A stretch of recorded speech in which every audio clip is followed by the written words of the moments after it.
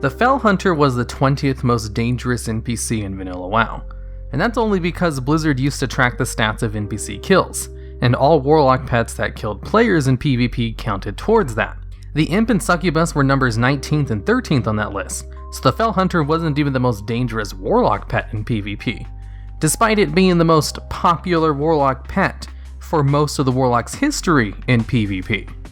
The Felhunter was one of the original pets Warlocks could learn in Vanilla WoW. Before patch 3.3 in Wrath of the Lich King, Warlocks had to complete a cross-continental quest in order to unlock the Felhunter. At level 30, you could start the quest Seeking Strahd, which would send you to Ratchet to talk to Strahd Farson. Strahd would then tell you that you need a book in order to summon your Felhunter by yourself, but the book has been lost, and the only one who might know where it is at is Crom in the Ironforge library. So you'd have to take a boat and Ratchet back to the Eastern Kingdoms, and then make your way over to Ironforge. Now, let me remind you that this is a level 30 quest, and you don't get your mount until level 40 in Vanilla WoW. So if you're doing this at level, you were going to have to do a lot of running. Once you got to Ironforge, Crom would tell you that the book was lost in travel, and you'll have to find the pieces. There's 2 pieces to this book: the Moldy Tome, which is located in the Hillsbrad Foothills, and the Tattered Manual, which is located in Thousand Needles. So in order to get the Moldy Tome, you'd have to make your way over to South Shore and Hillsbrad Foothills, and then make your way over to the item's location along the beach in the middle of Murlocs. Then you'd have to make your way back to the wetlands, take the boat to Theramore, run the length of Dustwallow Marsh through the Barrens, and then make your way down Thousand Needles a little bit into a cave full of centaurs. Luckily, at least all this stuff is kind of level appropriate. Not all vanilla class quests would send you to zones that you could reasonably make your way through. Once you got the Tattered Manuscript, you can then run back to the harbor to the wetlands and fly back to Ironforge and turn in the quest. Then you'd be sent on a quest to the wetlands in order to kill orcs for 3 rods of channeling, which you would then turn in at Ratchet to Strahd. So after you got your 3 rods, you would then head on down to Stranglethorn, take the boat to Ratchet, turn in the quest, and then you'd have to fight the Felhunter for the final part of the quest. And once you defeated the Felhunter, they teach you how to summon it, and you'd have your Felhunter pet. In patch 3.3, you just had to pay a small fee to learn the pet from a trainer. And in BfA, you just learn the Felhunter automatically once you hit level 36. So you no longer have to run halfway across the world multiple times in order to get your pet. Like all Warlock pets, the Felhunter had 4 abilities specific to it only, the most popular being Spell Lock, an ability that would counterspell the target's spellcasts, locking them out of that school for 8 seconds. Since its ability could be autocast, most Warlocks would just turn that off and use it manually in order to interrupt spellcasting, as the Felhunter would just use it as soon as the cooldown was available. In patch 1.7, a 3-second silence was added to the spell lock, which was a staple of the ability for most of the ability's lifetime.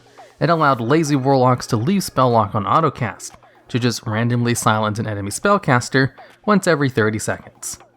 In the Burning Crusade, spell lock saw a few tuning adjustments that are more in line with how it works today.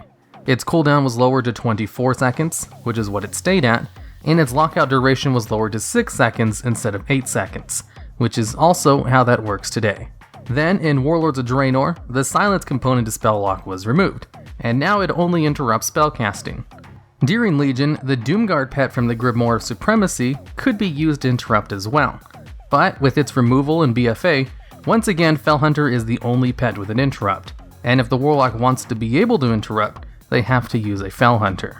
Its second ability was Devour Magic, which allowed the Felhunter to remove a magical effect from its target, or a harmful effect from a friendly target. Devour Magic basically allowed a Warlock to dispel magic, once every 6 seconds. If the Devour Magic worked in this way today, it would be an incredibly useful pet in raids and dungeons. But back then, it wasn't really a big deal, because dispels just kind of worked differently back then. Multiple classes, including non-healer specs, had ways to dispel, and some classes even had ways to put a haunt, which would auto-dispel every 3 seconds. Then as time went on, and Blizzard nerfed all these crazy dispel mechanics, Devour Magic got hit too. In Cataclysm, it lost its ability to dispel from friendly targets, its cooldown was increased to 15 seconds, and it couldn't be autocast. And that's basically how it works today, and it also heals the pet and gives them a little bit of energy if it's successful in dispelling. The Felhunter in its first form also had two other abilities that it no longer has today: Tainted Blood and Paranoia.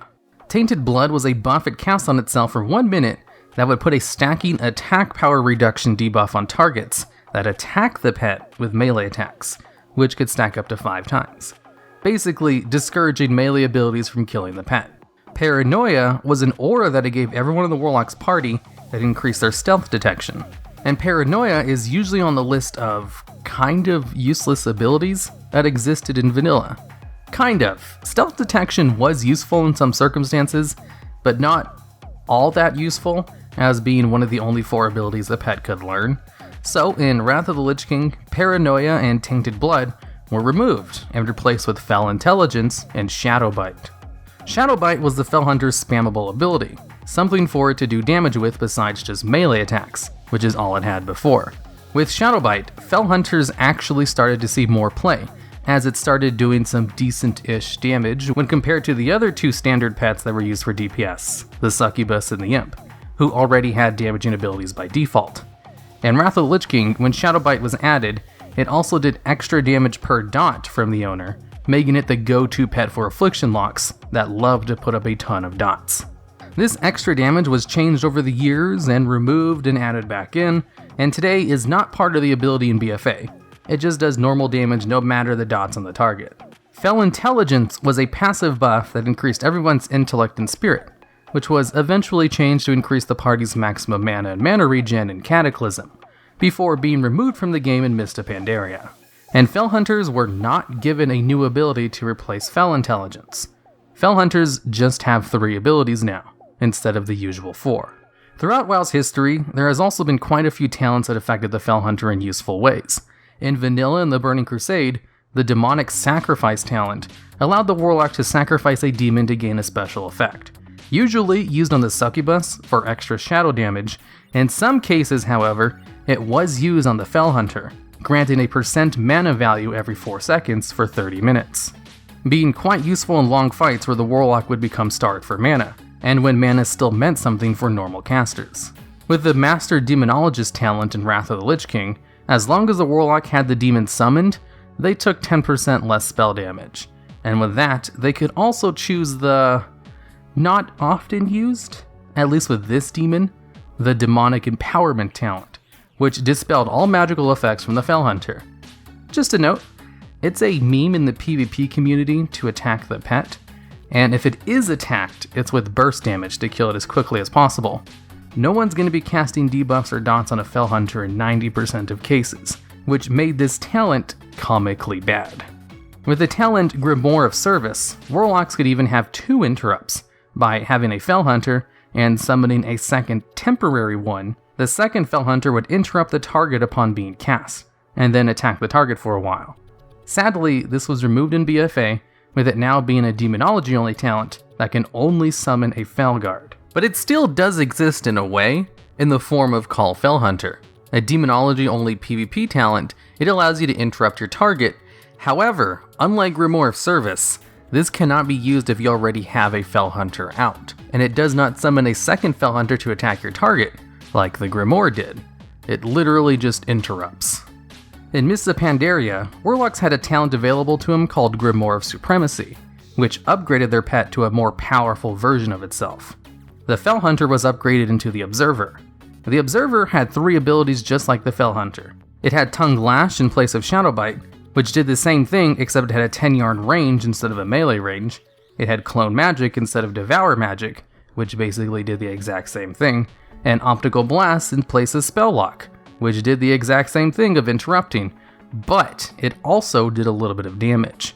And then Grimoire of Supremacy was changed in Legion to just allow Infernal and Doomguard pets to be permanent, instead of summoning upgraded versions of baseline pets, turning the Observer into a pet only attainable by glyphing the Felhunter, or as a demonology PvP talent, as in Legion they added a 20-second Observer summon who shoots beams at enemies who cast spells in its presence, for 5% of their total health and damage per cast, really fitting the spirit of the anti-spellcaster pet. The Felhunter was used primarily for its ability to interrupt, and it allowed Warlocks to be pretty good interrupters in PvP, as the interrupt was tied to the pet, So a Warlock could interrupt a caster who, for example, ran behind a pillar, as long as the pet was right there behind them in range. Or if the Warlock himself was interrupted, stunned, or feared, they could still interrupt since the pet was still active and doing things. And the main reason people brought Felhunters to raids was because there's lots of fights and trash mobs that need to be interrupted, and it didn't do half bad damage even if it wasn't the first choice for most specs. And for the most part, that's the history of the Felhunter.